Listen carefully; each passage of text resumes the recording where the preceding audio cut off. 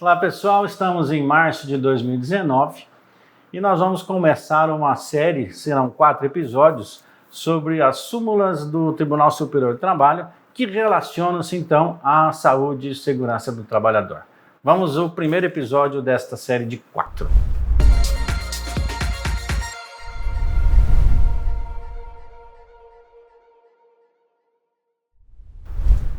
Sou José Marcelo Penteado, médico do trabalho, sócio proprietário do Instituto Imersão, que realiza cursos na área de saúde do trabalhador, ergonomia, etc. Sócio proprietário também da MedSafe Solution, empresa que realiza softwares na área também de saúde ocupacional, perícia médica, ergonomia.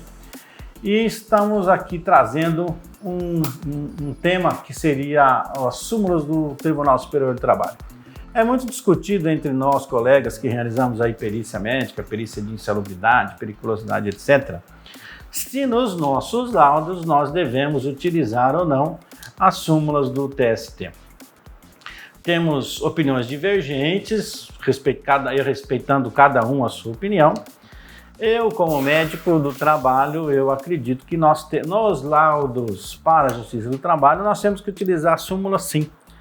Lembrando o seguinte, não é o médico que julga a causa, não é o médico ou o engenheiro que diz se o trabalhador faz jus ou não adicional de salubridade, por exemplo. Isso é um grande erro que eu vejo, inclusive, em vários laudos de engenheiro. O engenheiro descreve lá como perito judicial e chega lá no final e diz o seguinte: faz jus ao adicional de insalubridade. Como assim faz jus ao adicional? O senhor é o juiz? O senhor não é o juiz. O senhor pode dizer, no máximo, como engenheiro, como médico que está fazendo o laudo para a Justiça do Trabalho, que o trabalhador está exposto a um determinado risco. Eu falei que existiam divergências, né? Então, respeitando a opinião de cada um, esta é a minha posição dentro de um laudo pericial. O perito ele só pode dizer: o autor estava exposto a um determinado risco de insalubridade, risco de ruído, por exemplo. A NR15, norma regulamentadora, diz que a exposição àquele risco ruído gera o direito a um adicional de insalubridade em grau médio, que seria 20%, e não identifiquei medidas que pudessem neutralizar o risco, tais como utilização dos EPIs, o protetor auditivo, o treinamento, etc. Quem vai dizer se ele vai fazer jus ou não vai ser o juiz. Por quê? Porque, por exemplo, você, perito, não identificou que tinha ficha de entrega de EPI e não identificou o treinamento, ok? Só que a sua perícia, ela só é uma das partes, é uma das provas do processo judicial. Sim, concordo, a prova mais importante, mas é uma só das provas. De maneira que a empresa, por exemplo, pode comprovar com outros meios de provas, testemunhais, porque vamos supor que não tinha ficha de entrega de EPI, vamos supor que a empresa perdeu a ficha de entrega de EPI, vamos supor que a empresa nunca teve ficha de entrega de EPI, mas ela pode comprovar através de outras provas, porque é nota fiscal, testemunha, e outras coisas que ela entregava o EPI, que ela tinha o treinamento. E o juiz pode levar em consideração essas como provas. E aí você disse que ele fazia jus, e o juiz vai dizer que não, que através de outras provas chegou à conclusão que não há direito ao adicional de salubridade. Então, todo laudo, principalmente esses de insalubridade, periculosidade, etc., eu não concordo com a palavra, com a conclusão do perito que faz jus. Então, o perito tem que só concluir que estava exposto ao risco, o risco é tanto que não identificou. Se vai ter direito ou não adicional de salubridade, caberá ao juiz falar sobre isso. E o que nós podemos dizer sobre as súmulas do TST? A primeira súmula eu não vou colocar na sequência numérica, eu vou colocar numa sequência de lógica sobre as questões as relações entre súmulas do TST e os laudos. Estamos falando nesse primeiro episódio sobre insalubridade. O que é insalubridade? A insalubridade ela está prevista lá na norma regulamentadora número 15, onde as atividades e operações insalubres gerarão um direito adicional de salubridade e que vai variar de acordo com a exposição ao risco. Essa insalubridade pode ser em grau mínimo, grau médio e grau máximo. Grau mínimo 10%, grau médio 20%, grau máximo 40%. Tudo isso sobre o salário mínimo. Houve muita discussão no passado, se era salário base, salário mínimo, etc. Hoje já está definido que é sobre o salário mínimo. E estas atividades e condições insalubres, elas estão previstas dentro de uma lei. Então eu, como perito, eu vou ter que olhar lá quais são as atividades isso foi informado lá na CLT em 1943 e que o Ministério do Trabalho iria então informar quais serão as atividades e operações insalubres. E isto veio através das normas regulamentadoras, estamos falando da norma regulamentadora número 15. E nessa norma de regulamentadora vai dizer lá, gera direito à insalubridade, ruído, calor, umidade, frio, vibração e vai falando sobre os agentes físicos, químicos e biológicos. Eu, como perito, eu tenho que olhar lá, a exposição a esta substância, a este risco, está previsto na norma regulamentadora número 15?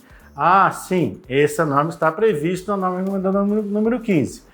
Se ele está previsto, que grau que a norma está dizendo? Está dizendo que é grau médio, máximo ou mínimo. E eu vou informar isso ao juiz. Então eu tenho que ir no local de trabalho, verificar as condições insalubres e se esta condição insalubre está prevista na norma, eu vou dizer então que gera o direito à insalubridade.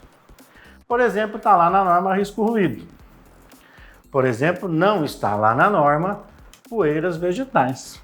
Aliás, a única poeira vegetal que está lá é o da bagaçose, que está no anexo 13 da NR15, que é a exposição ao bagaço da cana nas fases de grandes exposições às poeiras. É a única poeira vegetal que está lá. E o cara está ele trabalha num picador exposto a poeira de madeira terrível, e ele vai poder ter uma asma ocupacional. Nossa, eu fui lá e vi muita poeira de madeira. E ele pode ter uma asma ocupacional? Pode ter uma asma ocupacional. E ele tem direito à insalubridade? Não. Como assim não, doutor? Está exposto esse monte de poeira de madeira? Sim, ele está exposto, mas ela não está prevista na norma regulamentadora número 15, que é uma lei, tá certo? Então eu, como perito, posso no máximo informar para o juiz. Existia exposição a poeiras vegetais, poeiras de madeira que podem levar a asma ocupacional. A poeira de madeira não está prevista na norma regulamentadora número 15. É isso que eu posso falar. Alguns peritos chegam e falam assim, estava exposto a poeira de madeira e estabeleço como paradigma a exposição a tal. Não, meu filho, aí você, perito, você está indo além do que você deveria fazer numa perícia judicial, porque você está legislando, você está inventando uma lei, falando sobre paradigma. Não existe paradigma para adicional de insalubridade, eu tenho que identificar se está lá ou não. Pô, mas e aí, doutor, de onde que você está tirando isso? Nós estamos tirando da súmula 448, que é a primeira que eu vou ler aqui para vocês verem como deve ser feito um laudo pericial. Vamos lá, súmula 448.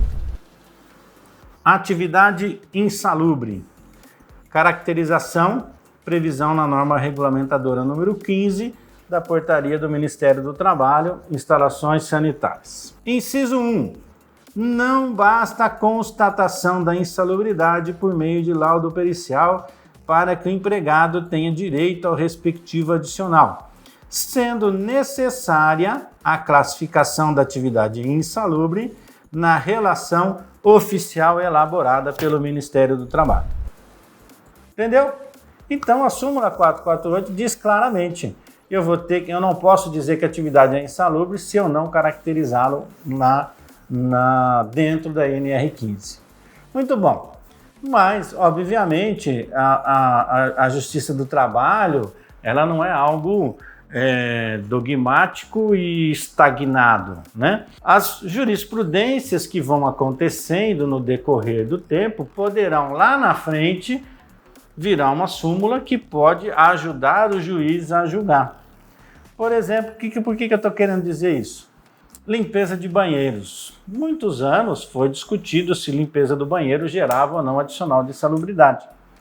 Do ponto de vista de laudo pericial que eu vou fazer dentro de uma empresa, laudo de atividades insalubres e periculosas. Limpeza de banheiro não está na NR15. Ponto final. Não gera indenização, não gera o direito ao adicional de insalubridade à limpeza de banheiro pela norma regulamentadora número 15. Ocorre que vários processos foram sendo julgados e que onde eram colocados e que nós tínhamos antigamente a orientação jurisprudencial 4, que foi a que virou a súmula 448, em que existia discussão, mas banheiro tem risco biológico, na norma regulamentadora de 15 diz que galerias e esgotos gera insalubridade e recolhimento de lixo também gera insalubridade, ele trabalha com a privada e aí alguns peritos falavam assim, não, mas é o sanitário é o início da rede de esgoto, que é uma besteira danada, porque não é início de rede de esgoto nenhum, sanitário é sanitário. Outros falavam assim, equiparava-se ao trabalhador, ao lixeiro. Não equipara-se ao lixeiro, porque é só uma parte do lixeiro. Mas esses laudos foram subindo e criando várias jurisprudências que viraram orientações jurisprudenciais e que, por fim, nós temos a súmula 448, que nós falamos, a primeira coisa que eu li foi o inciso 1, agora eu vou ler o inciso 2 e explicar sobre isso. Então, vamos lá? A higienização de instalações sanitárias de uso público ou coletivo de grande circulação e a respectiva coleta de lixo, por não se equiparar à limpeza em residências e escritórios, enseja o pagamento de adicional de insalubridade em grau máximo, incidindo o disposto do artigo anexo 14 da NR15, quanto à coleta e industrialização do lixo urbano. Muito bem, então o que nós temos aqui então?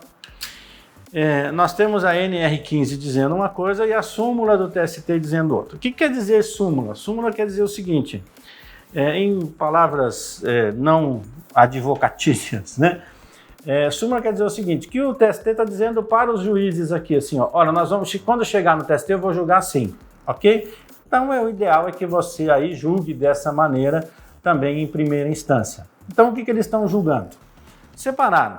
A antiga orientação jurisprudencial 4 dizia o seguinte, a coleta de lixo em banheiros, em escritórios e residências não gera o adicional, ok? Muito bem, então a sua empregada doméstica lá não tem adicional de insalubridade em grau médio porque ela limpa banheiro, porque a orientação jurisprudencial e a súmula diz que não gera esse adicional. Nem com seus escritórios lá, locais onde está em pequena circulação de pessoa, então escritórios e residências não gera. Mas aí perguntava-se assim, mas e o cara que está limpando o banheiro lá na rodoviária? E o cara que limpa, a moça que limpa o banheiro lá no aeroporto, ou as moças que limpam o banheiro no shopping, não tem risco biológico? Puxa vida, tem. E tem. Não resta a menor dúvida que tem um risco biológico. Então, pensando nisso, a justiça traz à baila dizendo que locais de grande circulação de pessoas geram o direito adicional de insalubridade em grau máximo. Então, o que eu faria no meu laudo pericial, por exemplo? Conclusão. Existe exposição a risco biológico em área de grande circulação. Ok? A NR15, em seus anexos, não especifica diretamente o trabalho de limpeza em banheiros como gerador do adicional de insalubridade. Coloco depois em seguida. A súmula 448 do TST diz que tal. Que aí vou disso isso aqui, que é grau máximo. E 4, não identifiquei ou não existe neutralização de riscos biológicos para essa atividade em limpeza de banheiro. Ok? E vou colocar para o juiz julgar. Não digo se tem direito ao adicional de insalubridade ou não, porque eu não sou juiz. Eu trago essas informações e cabe então ao magistrado julgar. O que eu fiz? Eu fui no local, identifiquei o risco, informei para o juiz e dei as condições para que o juiz faça então esse seu julgamento. Quero fazer uma observação aqui. O que está dizendo a súmula 448 é banheiros de grande circulação. Então, a pessoa, o perito, tem que, na sua vistoria no meio de trabalho, identificar se esse banheiro realmente tem grande circulação de pessoas. Vou dar um exemplo de uma coisa que eu tenho discordado muito em laudos periciais. As pessoas vão lá e falam assim, a pessoa trabalhava na limpeza do banheiro do banco. Esse banco, esse local, essa agência bancária tem 8 bancários, 10 bancários. Isso equivale a escritórios, né? Então não tem direito ao adicional. Mas ia lá no banco mais ou menos 100 a 150 pessoas por dia no banco para utilizar o banco. Ok, para utilizar o banco, não para utilizar o banheiro. Então, eu, por exemplo, nunca fui, eu tenho 54 anos, eu nunca fui num banheiro de banco, inclusive eu nem sabia que o banco tinha banheiro para utilizar pelas pessoas que não fossem os funcionários. E garanto que muitos de vocês também não. Quantas pessoas frequentam o banheiro do banco? É muito pouco. Equivale-se a escritórios de residência. A maioria dos bancos, ou farmácia tem, saibam vocês que tem uma lei lá que diz que toda farmácia tem que ter um banheiro para frequentar, para o uso dos clientes. Quem já foi em banheiro da farmácia? Né? Então, como que eu faço para definir isso? Não pelo número de pessoas que entram no estabelecimento, eu tenho que definir pelo número de pessoas que efetivamente frequentam o banheiro. Uma das alternativas é você ir ao setor de compras, vou dar uma dica para você, perito. Vá ao setor de compras, por exemplo, e veja lá quantos rolos de papel higiênico são comprados por mês ou a cada semestre. Divida lá e veja lá quantos rolos de papel são utilizados naquele setor, naquele local, para você saber se tem uma grande exposição de pessoas ali naquele local. Lembrar também que banheiros da área produtiva. Então eu tenho uma empresa, uma indústria com 400 pessoas e o cara que limpa o escritório da empresa, que tem 10 pessoas, e o cara que limpa para o banheiro da produção, que tem 400. Obviamente, o cara que limpa o banheiro da produção, que tem 400, gera o direito pelo súmula 448, e o que limpa o escritório, que tem 10 pessoas da mesma empresa, não vai gerar esse direito, ok? Continuando as súmulas, nós estamos falando nesse episódio de súmulas de insalubridade, tem mais algumas para passar para vocês aqui. Em seguida da súmula 448, nós vamos ter a súmula 47. O que é essa súmula 47? O trabalho executado em condições insalubres, em caráter intermitente, não afasta por si só, por essa circunstância, o direito à percepção do respectivo adicional. O que quer dizer essa súmula? O contato com o risco biológico tem que ser permanente, porque está lá escrito lá no anexo 14 da NR15, por exemplo, o médico que tem que ter contato permanente com o risco biológico. A súmula está dizendo que o contato intermitente não afasta por si só o direito a esse adicional de salubridade. Por quê? Porque ninguém tem contato permanente com o risco biológico. Outra coisa, vamos lembrar o seguinte, bactéria não é ave, bactéria não voa, vírus não voa, ele não sai voando, né? A bactéria e o vírus, para ser transmitido, ele precisa de ter o agente que vai levar ele, né? Por exemplo, são os fômites, somos nós. Eu estou com a minha bactéria na mão, coloco minha mão em você, eu peguei essa bactéria e passei para você. Então é o médico que atende o paciente, tem o contato lá com o vírus e as bactérias que estavam no paciente, não lava a mão e vai lá e pega no outro paciente e transfere esse vírus, essa bactéria para esse outro paciente. Ou através das gotículas de Flug, que é o que eu estou fazendo aqui. Eu estou falando, eu estou jogando gotículas de Flug. Eu espirro, eu jogo as gotículas. Eu tuço, eu jogo essas gotículas. Então, a pessoa que vai ter esse contato, é aí que ele vai ter o contato com o vírus e com a bactéria.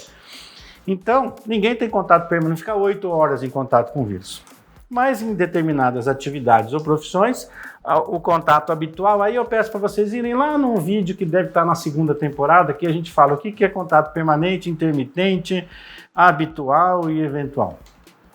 O contato intermitente, que é o que acontece nas exposições, mesmo que ele seja intermitente, eu acredito que ele pode causar, por exemplo, um médico que trabalha no posto de saúde, ele vai atender uma pessoa com tuberculose. Não precisa ficar atendendo a pessoa às 8 horas. Se o cara tiver uma tuberculose, tossir na cara do médico, ele já vai contaminar o médico. ok?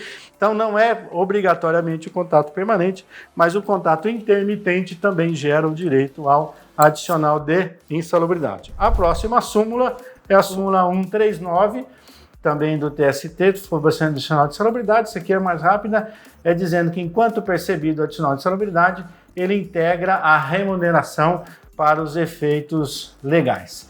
E esse dado aqui, essa outra súmula 248, ela é muito importante para nós que fazemos a área de saúde do trabalhador.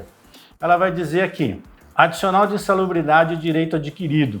A reclassificação ou a descaracterização da insalubridade por ato da autoridade competente repercute na satisfação do respectivo adicional sem ofensa ao direito adquirido ou princípio da irredutibilidade salarial. O que quer dizer o seguinte? Eu faço meu laudo de insalubridade e a pessoa estava recebendo 20% de insalubridade pelo risco X. Eu eliminei a insalubridade, eu fiz medidas, eliminei a insalubridade, eu entreguei EPI, fiz tudo certinho e aí eu descaracterizo o adicional de insalubridade. Eu posso tirar esse valor do salário da pessoa? Sim, posso. Ok? Eu vou apresentar esse meu laudo à autoridade competente e estou autorizado a retirar o adicional de insalubridade do salário da pessoa, que isso não compromete o princípio da irredutibilidade salarial, ok? As duas últimas súmulas desse nosso episódio são a súmula 289 e a súmula 293. A súmula 289 diz que o simples fornecimento de aparelho de proteção pelo empregador não exime do pagamento de insalubridade. Cabe tomar-lhe as medidas que conduzam à diminuição ou eliminação da nocividade, entre os quais as relativas ao efeito do EPI. Então, a súmula 80 também. Então, nós temos duas súmulas, súmula 80 e a súmula 289. Súmula 80 diz que eu posso eliminar a insalubridade entregando EPI, e a súmula 289 vai dizer que só o simples fornecimento de EPI não neutraliza, eu tenho que tomar todas as outras medidas. E quais são as outras medidas? Eu entregar o protetor, eu obrigar o uso do protetor, eu treinar sobre o uso do protetor e a realização das medidas de higiene com relação a esse equipamento de proteção individual. E, por fim, a súmula 293, esse é para nós peritos, adicional de insalubridade, causa de pedir. Então, o advogado não sabe qual a exposição que a pessoa tem lá no trabalho. E ele pede assim, ele trabalhava com risco de ruído. Você chega lá como perito e fala assim, não, ele não só trabalhava com risco de ruído, mas eu também identifiquei que ele trabalhava com óleos e graxas. A súmula 293 vai dizer o seguinte, adicional de insalubridade causa de pedir. A verificação mediante a perícia de prestação de serviço em condições nocivas, considerado o agente insalubre diverso do apontado na inicial, não prejudica o pedido de adicional de insalubridade. Então, o que ele quer dizer aqui? O pedido de insalubridade ele é genérico, quando o advogado vai pedir um laudo. Ele pede lá o adicional de insalubridade e ele foi informado pelo trabalhador que tinha ruído. Mas o advogado não tem condições técnicas e nem conhecia o local de trabalho para afirmar que trabalhava com óleos, graxas, etc, etc, etc. Então, você, perito, quando for avaliar, fazer um laudo para o juiz, você não vai avaliar simplesmente o que foi indicado no objeto da perícia, que seria o ruído, mas você pode identificar o objeto da perícia sendo atividades em condições insalubres e avaliar todas as condições que tem no local de trabalho e informar ao juiz, desde que essas condições que você está informando ao juiz esteja amparado pela norma regulamentadora número 15. Fechou? Era isso que eu queria dizer sobre as súmulas do TST relativos ao adicional de insalubridade. Estaremos juntos aí na próxima vez, falando sobre súmulas e o adicional de periculosidade. Até lá, inscreva-se aí, se você ainda não estiver inscrito, inscreva-se aí no nosso canal de YouTube. Muito obrigado.